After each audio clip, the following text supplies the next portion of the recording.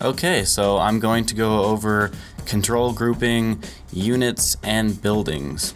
So basically what this is if you look over here above your main display, you'll see these numbers with a little icon over it.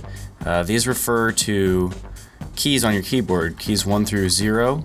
You can basically assign any group of units or buildings to a key to get quick access to it.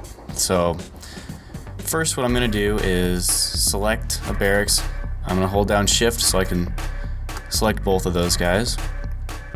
And what I'm going to do is hold down control on my keyboard, press 1, and now those are control group 1. And you can see I've got the build controls for those two buildings.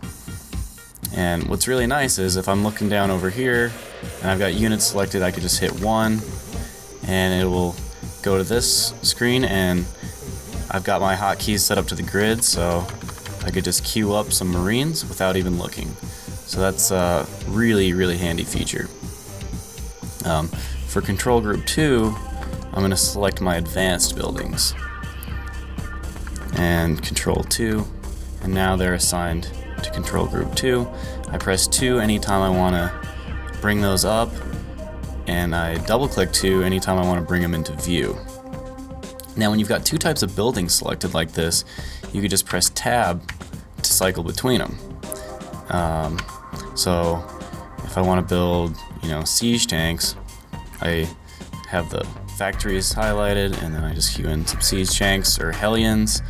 Tab, I want to get some Vikings going, so I get those going really quickly. Don't even have to be looking at the buildings. So that's going to save you a lot of time. Now you can also do this with units. So we've got some Marines here. I'll do control 3. That puts them on 3, and I can have them go over here.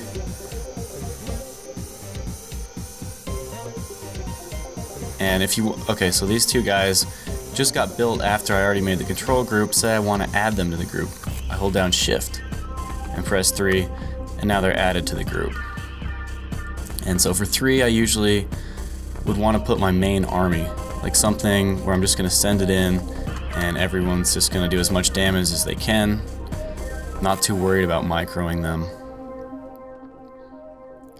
Now for groups 4 and 5, that's where I'm going to want to put like a ghost or some unit that I really want to micro and pay attention to, each of their actions. So that's the basics of control grouping. As far as the command center goes, you can give that its own number so that you can focus in on it or build SCVs, but just know that the backspace button cycles between your command centers. So you don't really need to hotkey it if you're Terran, but if you're playing a race like Zerg where there's a lot of hatcheries, you may want to assign some control groups to those. And so that's it. That's the basics of using control groups.